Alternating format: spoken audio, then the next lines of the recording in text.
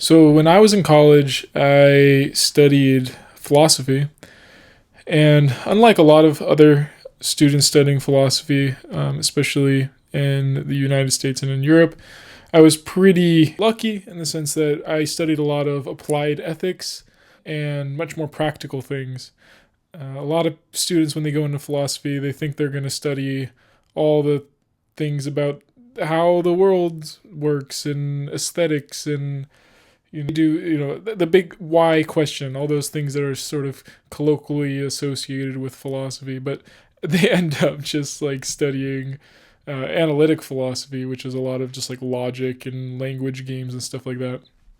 And which, in my opinion, is pretty boring and is how you're going to turn a lot of people away from philosophy.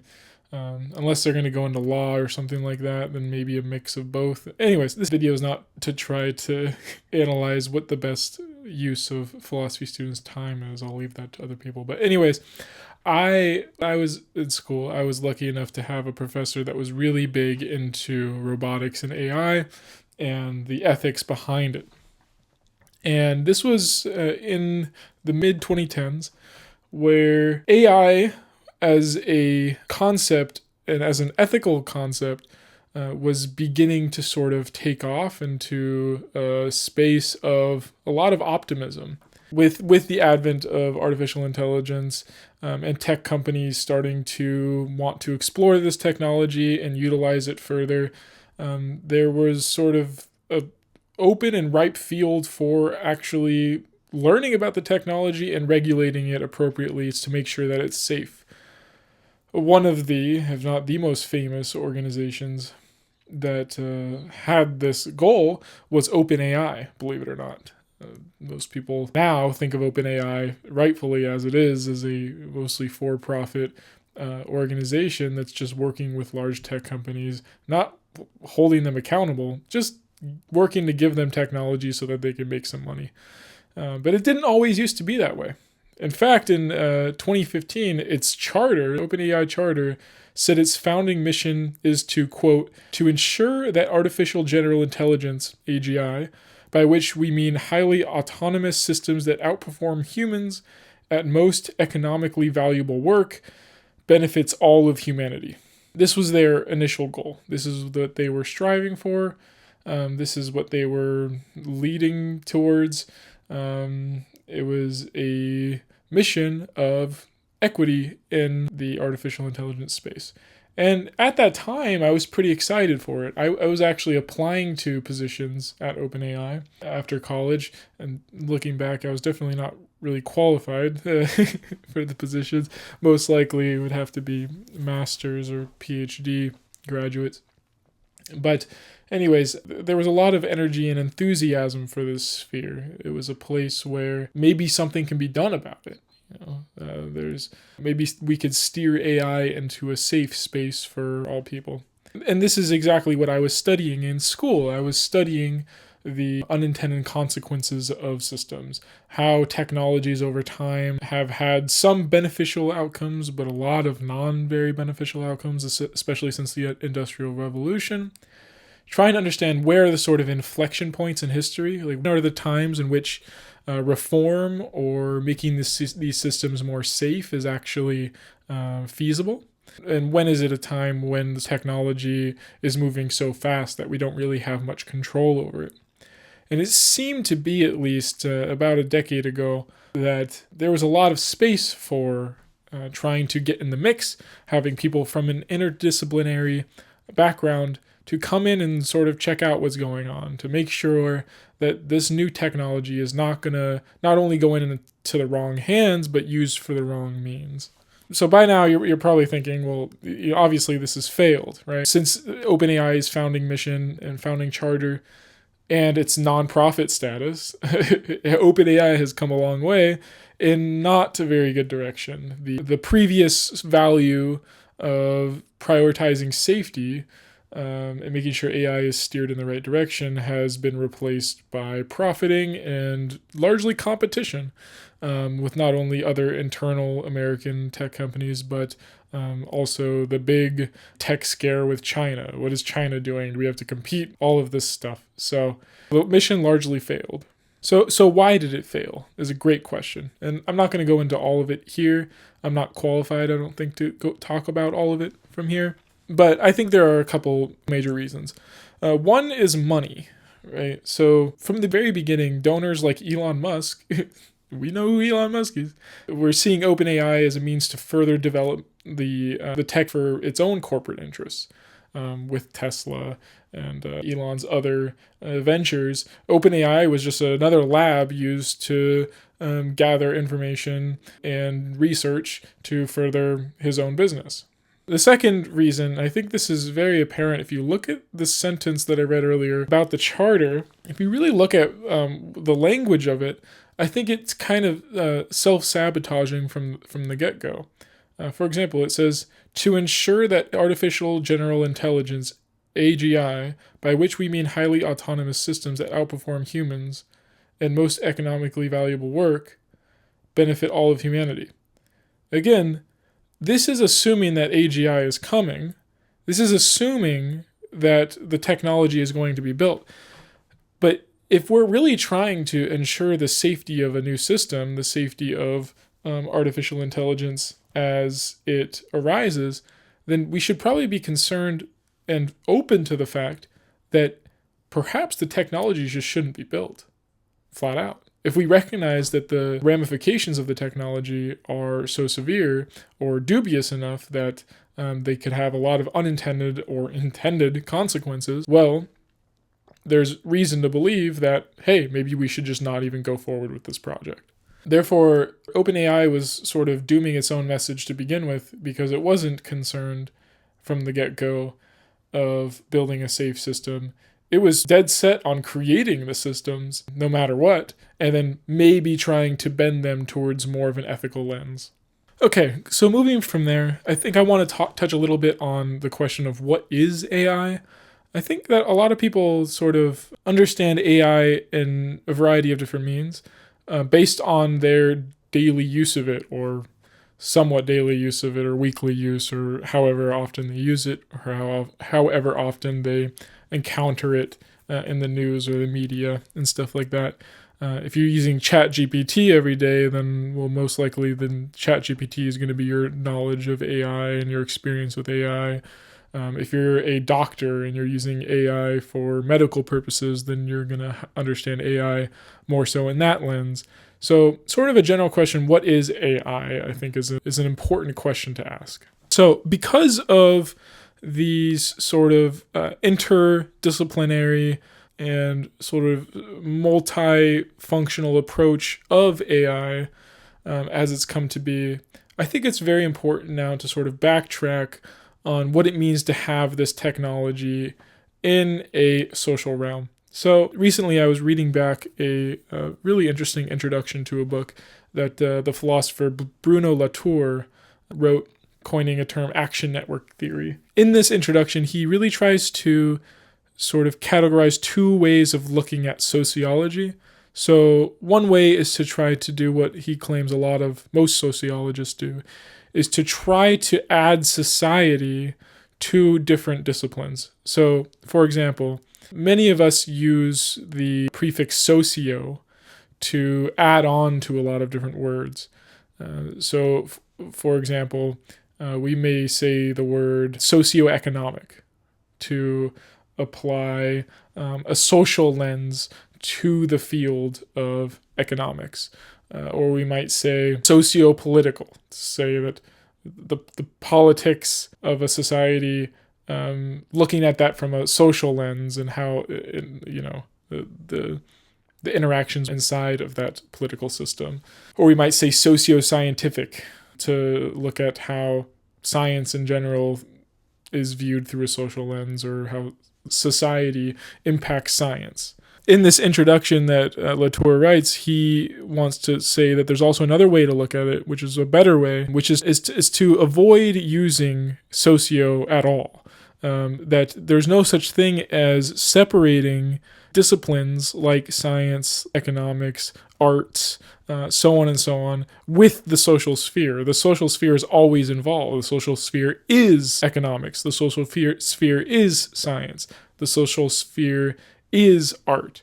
and so on. So we can't make that separation. And once we do that, he claims that we just have a bunch of associations involved.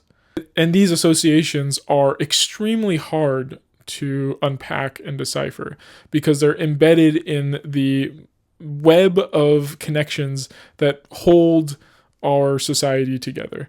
And to sort of try to understand them in totality means to try to see all of these connections and associations, which can take a very long time. So, when applied to AI, then, if we take AI from the lens of associations, well, we got quite the mess on our hands because AI has permeated most factors of our everyday lives, from job screenings, where you send out an application to a job and a robot with an AI algorithm dictates whether or not you move on to more of a personal screening of sorts, to art, where AI is creating artwork at people's command, or music, or medical predictions and processes, and so on. The list goes on and on and on. So if trying to understand what AI is, well, then we kind of are running into a problem where AI has already had all of these amount of associations.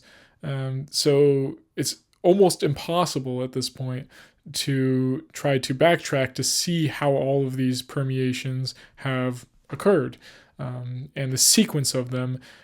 And if we're really serious about safety, if we're really serious about making sure AI is a safe technology that can be used in accordance to a democratic society, then, well, we kind of have to make sure all of these associations are how we would want them to be.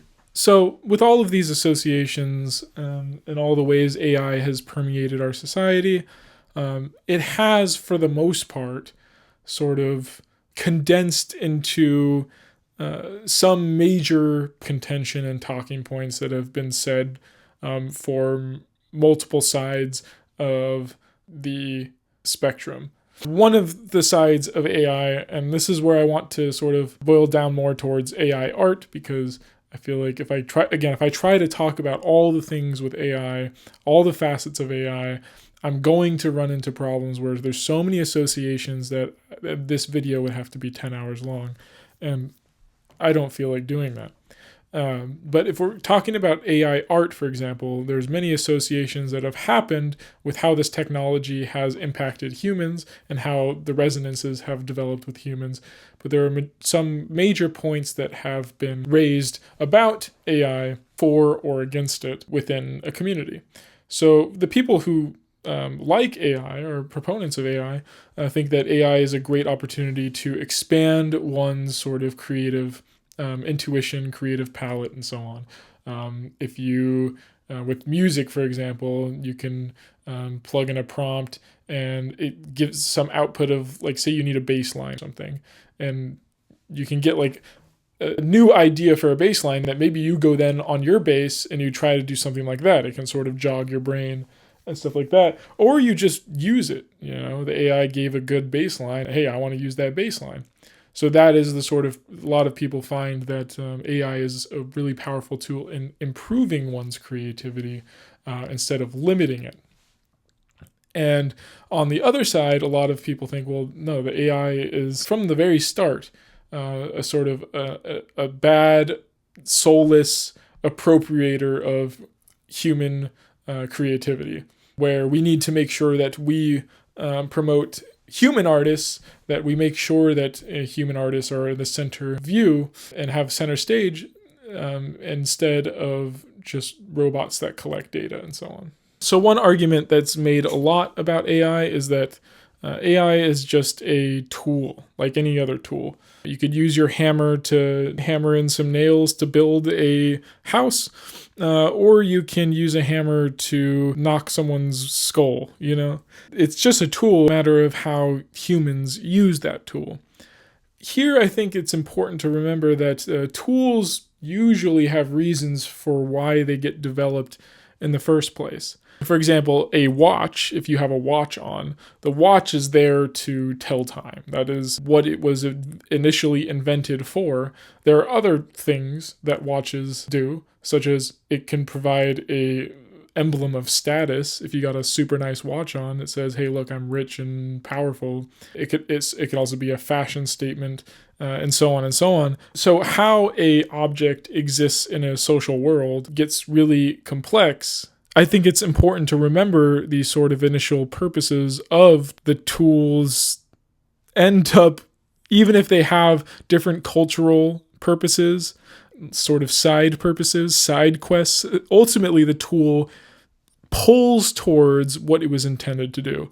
For example, even though guns have a lively sporting component to them where people like to, target practice or whatever they're doing, initially the purpose of the gun is to kill, right? That is why it was invented, and it's going to pull towards that. So how do we sort of frame this in terms of AI as well? Well, what's the initial purpose of AI? This is a hard question to ask. I think that if we really ask this question sincerely, we kind of get a little confused. Is the purpose of AI to make our lives easier, to automate procedures, mundane procedures of everyday life? Is the purpose of AI to find new discoveries, to sort of let another brain try to wrestle with a topic, to maybe come out with something that is interesting? Is it a fun little pastime that some engineer nerds were like, "Hey, like this seems kind of funny, let's work on this." Like why did we even do it in the first place? And I think personally, this is where we're running into sort of the major crux of the problem. AI doesn't really, the question of why we did this in the first place is not very set in stone. It doesn't have a strong reason for it. And because there was never a strong reason for it, we're kind of lost. It's just a technology that's become permeated within our social spheres that has kind of run amok. We have never had control over its purposes and the reason for its existence enough to guide it in places that are much more safe. And if you want to learn about the history of many of the situations when AI has been extremely unsafe, for example, falsely accusing suspects of a crime, having racial prejudices, and so on and so on, there's a lot of history there, a lot of documentation that you can find that can talk about all of that. But going back to AI art, I've been a little frustrated with the sort of discourse with AI art recently, because I think a lot of times it's kind of denial from both the pro and the con side. From the con side, I've seen many people making arguments like, well, AI art is just not real art. It's bad art. The art is not good quality. There's no soul to the art. Humans can make their way better, and so on and so on.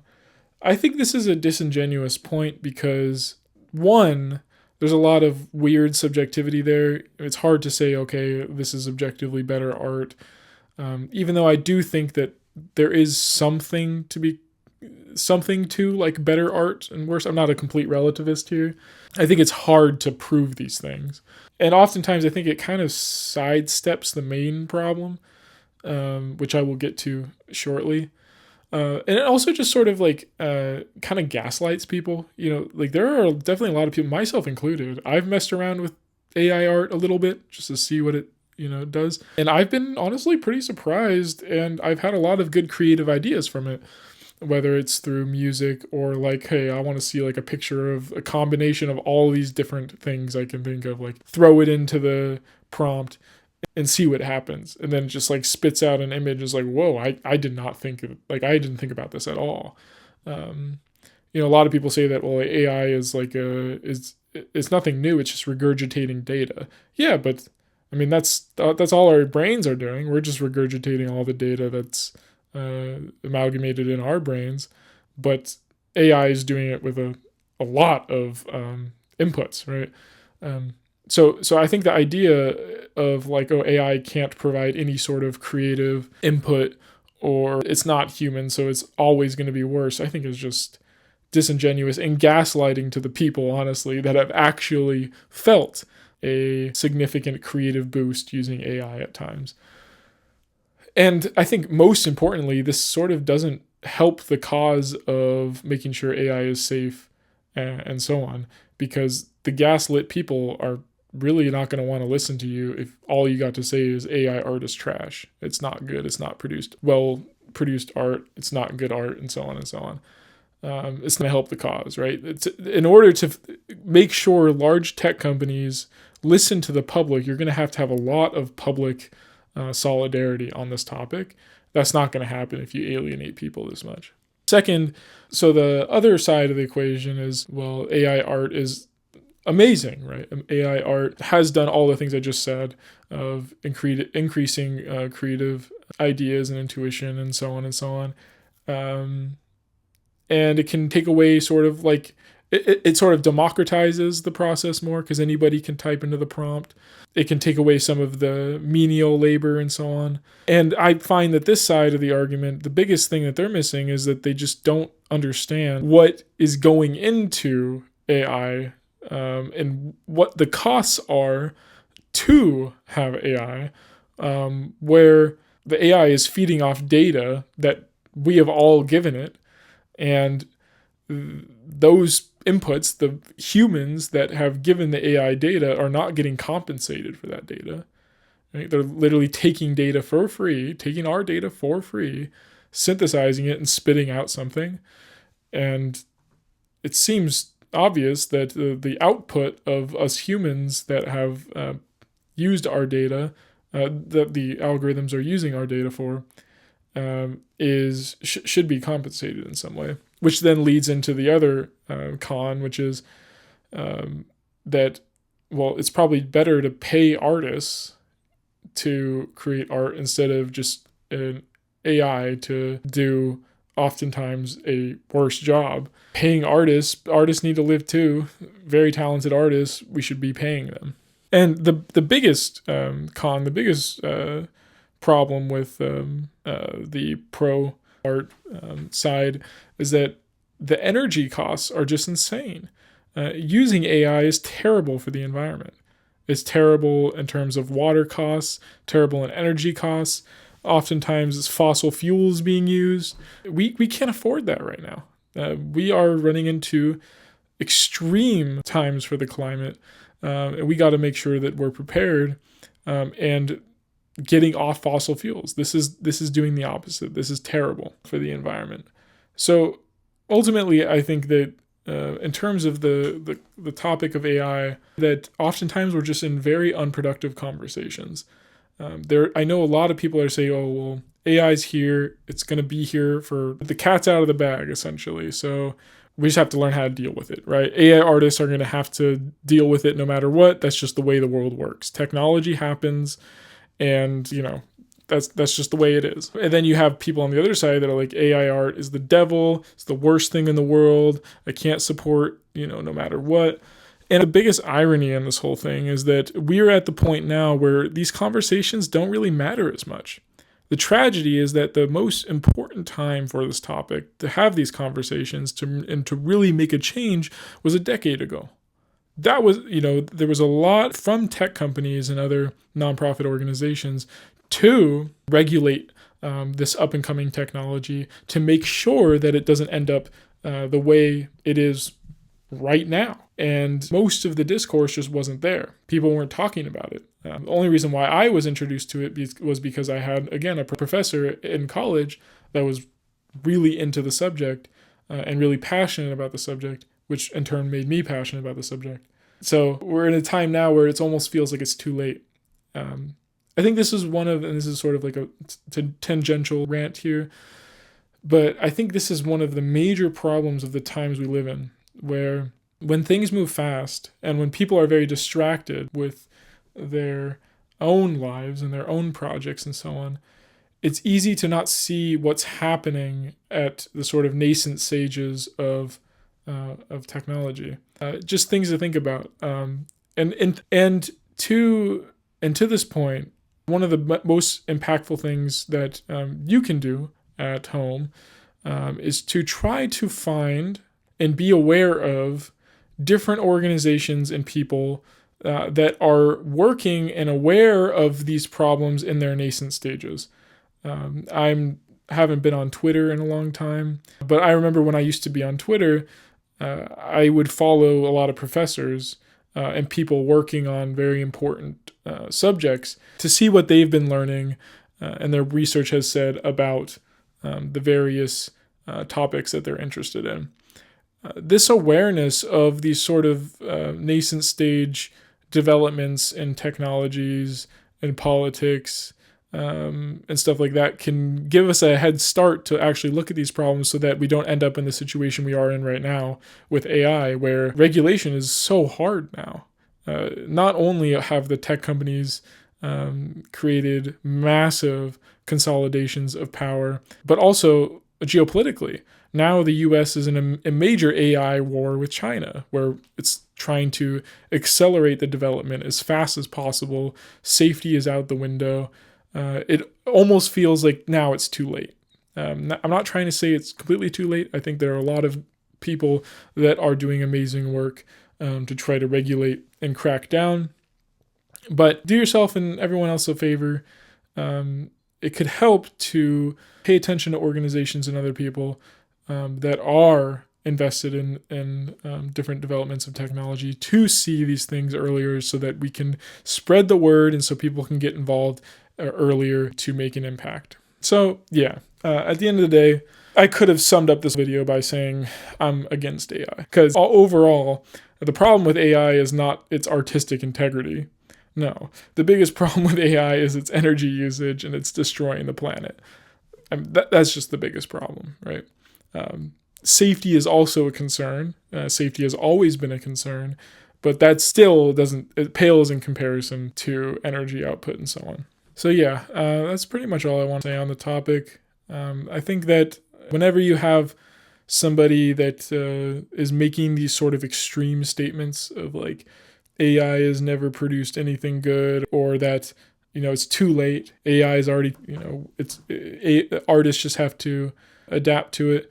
No, we can still make an impact. We can still try to protect people, but try to not gaslight people into thinking that their own experience with AI has not been beneficial when they feel like it has been, and so on. It's a very complex thing, a very complex topic, very complex technology, and try to think about it in terms of like Bruno Latour and associations.